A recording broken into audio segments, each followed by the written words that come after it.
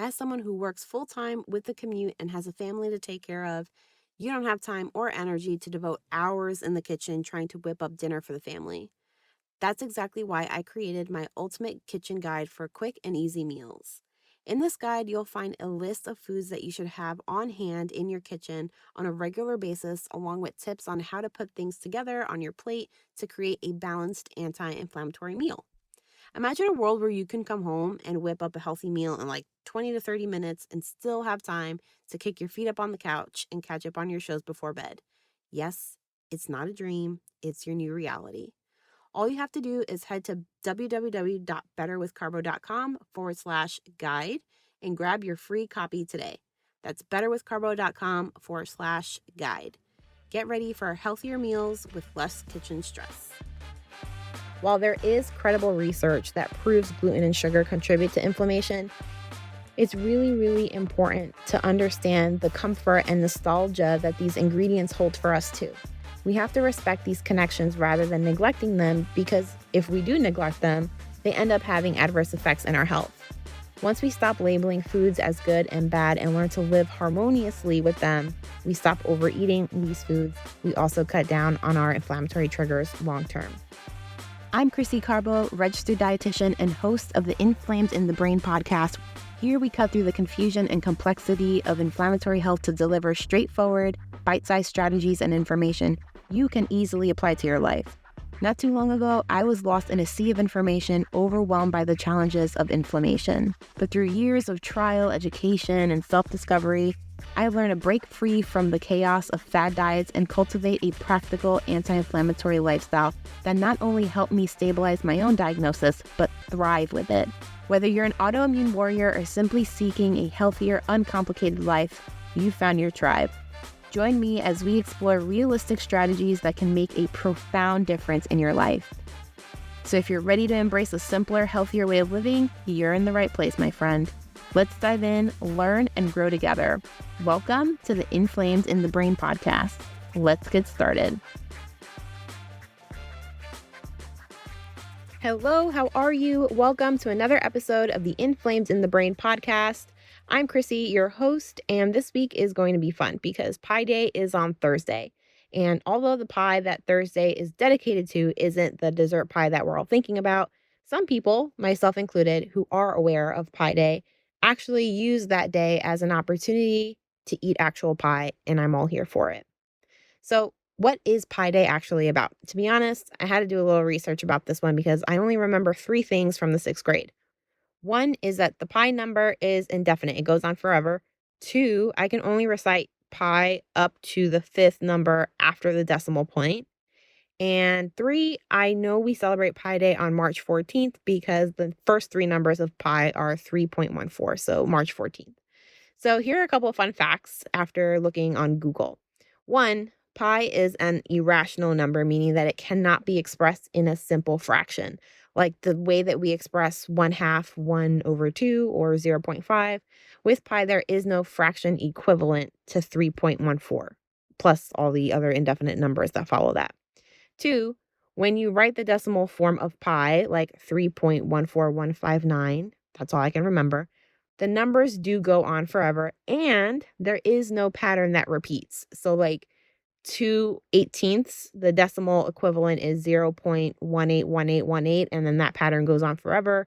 Or with 1/3, where the decimal is 0.33333, and then 3 goes on forever. There are no repeating patterns like that for pi. And then 3, pi is transcendental, meaning that there are no simple equations that exist where pi is the answer. But anyway, the purpose of this episode isn't to give you a math lesson. Today, I think we should talk about how to enjoy your favorite slice of pie without any guilt. Or I shouldn't say any guilt. I think for some of us, it's hard to disassociate guilt from some of the foods that we eat, especially if you're brand new to this. But how can you enjoy your slice of pie without feeling like you're throwing caution to the wind or you're not considering your health goals? Like I mentioned earlier, a lot of people take Pie Day as an opportunity to enjoy a slice of pie. I've never been the biggest fan of pie. I might have a slice of pie if it looks tasty enough, but I'm more of a crumble girly myself. But needless to say, I do understand how upsetting it can be sometimes when you want to be able to enjoy the same things as everyone else, but you also have some special considerations that you need to account for.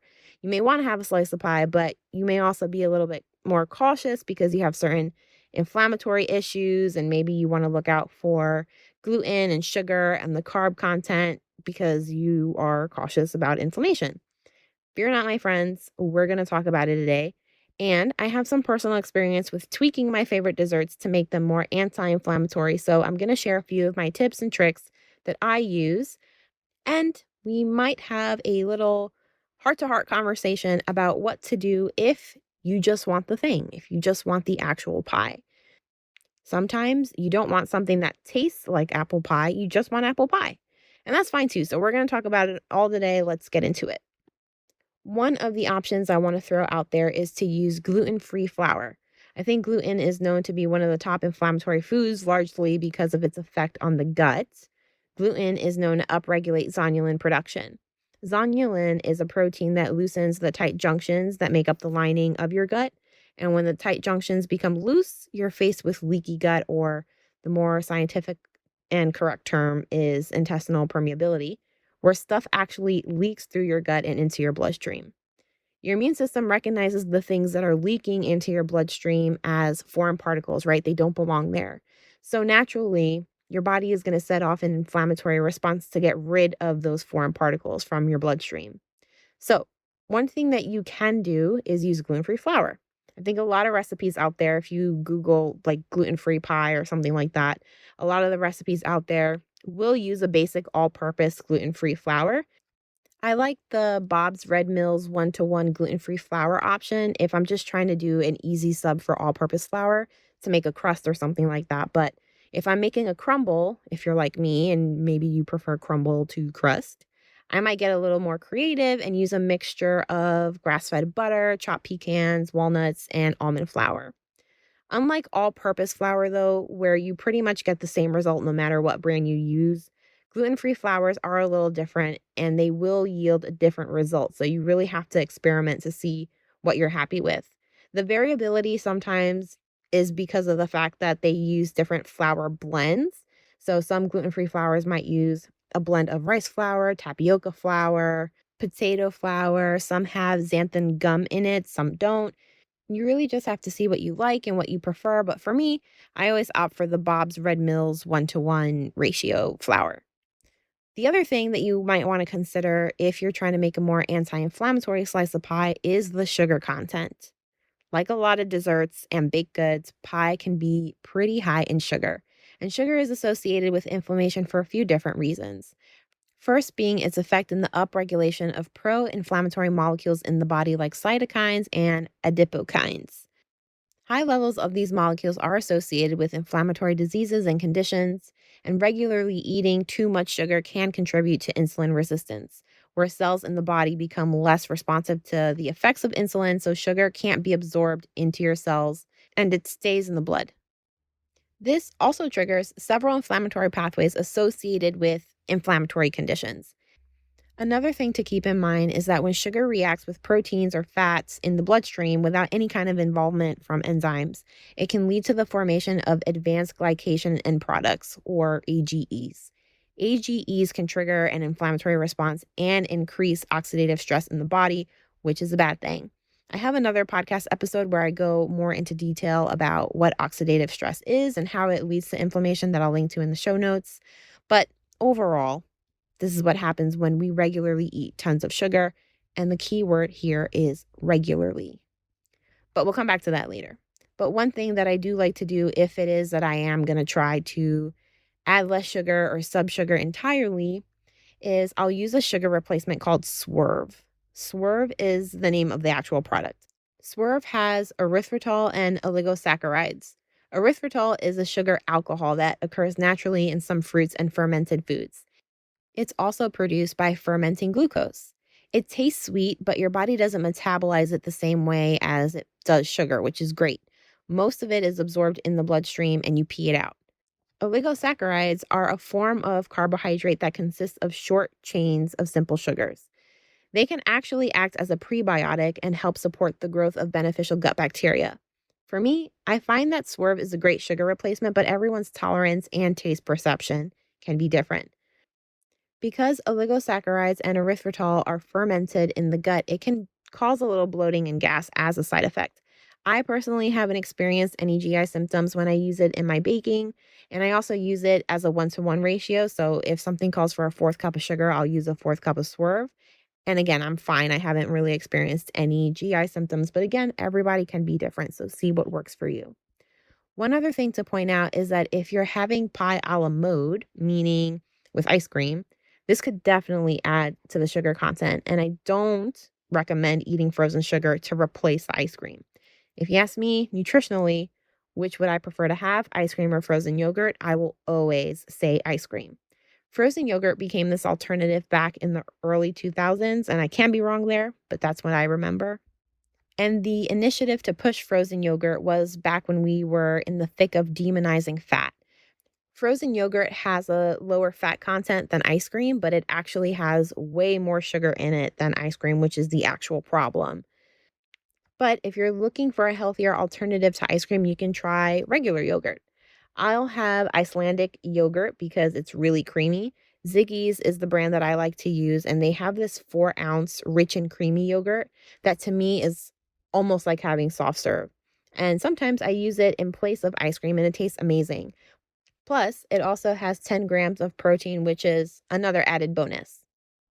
Now, I'm all for making swaps in the kitchen to get creative and experiment with foods, but sometimes you just want the real thing. You don't want something that kind of tastes like apple pie, you just want apple pie. So, if this sounds like you on Thursday, on Pie Day, my advice to you is to just have a damn slice of pie. And here's why. Sometimes when we label certain foods like pie or sugar or gluten as bad foods, we tend to become preoccupied with that one particular food. So, for example, let's say apple pie is your favorite pie, but you're labeling that as bad because it has sugar in it and gluten in it. And you read all this information about how sugar and gluten are really pro inflammatory foods. So, you're on a mission to try to satisfy that craving for apple pie without having apple pie. So, you're trying to look for something else. Maybe you'll start with an apple pie protein bar. You eat the protein bar, but you still want pie. So then instead, you have an apple. Nope, that doesn't do the trick. You're still thinking about pie. Okay, so later on, you have those apple cinnamon rice cakes that kind of taste like apple pie, but you end up eating the whole bag. That seemed to work for a little bit, but in the back of your mind, you're still thinking about pie. You're still thinking about that favorite memory that you have with apple pie. So eventually you say, screw it. You make or you buy yourself a real apple pie.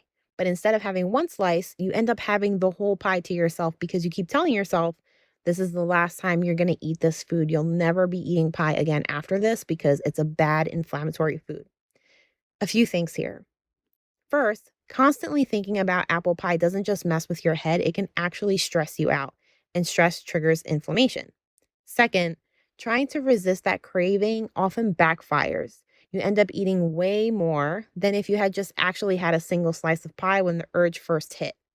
And third, when you finally allow yourself to have the pie, it hits so hard that you end up devouring the entire pie, exposing yourself to even more inflammation.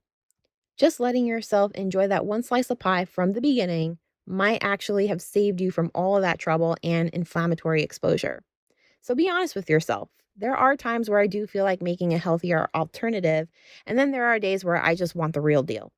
If you find yourself in the latter category on Pie Day, go ahead and savor that actual slice of pie. Take a moment, understand that one slice of pie won't undo your progress. Giving yourself the green light to enjoy a pie is actually a smart move, saving you from potential inflammation if you try to resist. Relish every bite and get back to your day. One thing that I will say that I don't recommend, if you are going to have an actual slice of pie, even if you are going to try to make some healthy alternatives using gluten-free options or sugar substitutes, eat a nice balanced meal before you actually have the slice of pie. It'll help stabilize your blood sugars after you have that carb-heavy food, and balancing your blood sugars and preventing sugar spikes and insulin spikes will also prevent inflammation. Now, I know what you're probably thinking. You might be thinking that we just talked about how gluten and sugar can contribute to inflammation, but then it's okay to have a slice of actual pie that has sugar and gluten in it. Absolutely. Nutrition these days isn't as straightforward as it used to be hundreds of years ago when our main goal with food was to survive and stay nourished. We are in an era where there's a whole psychology behind what we eat. If you truly want to thrive and see progress in your health goals, it's important to understand and work with some of that psychology. It's not as cut and dry as it was centuries ago, but navigating the complexities is key to lasting well being. And I'm not here to demonize foods like sugar and gluten, but it would be remiss of me if I did not provide some anti inflammatory alternatives to making your pie. While there is credible research that proves gluten and sugar contribute to inflammation, it's really, really important to understand the comfort and nostalgia that these ingredients hold for us too. We have to respect these connections rather than neglecting them, because if we do neglect them, they end up having adverse effects in our health. Once we stop labeling foods as good and bad and learn to live harmoniously with them, we stop overeating these foods. We also cut down on our inflammatory triggers long term. And remember, at the end of the day, gluten-free doesn't always mean healthier. You can still have some high glycemic foods that are gluten-free. My point is here is that if you find that you can't ever only have just one slice of pie, you end up eating most of that pie by yourself. The solution isn't to make the pie gluten-free. The solution is to fix your relationship with the pie itself. So, with all of that said, enjoy your pie day, enjoy your pie however you decide to eat it in the name of math. I hope you found value in this episode. If you did, please share it with a friend. Whoever you're celebrating Pie Day with, please leave a review and reach out to me. I'm at Better with Carbo on Instagram. Let me know how you're enjoying your favorite slice of pie. And don't forget to subscribe so that you don't miss out on any of our anti-inflammatory combos. Until next time, same place.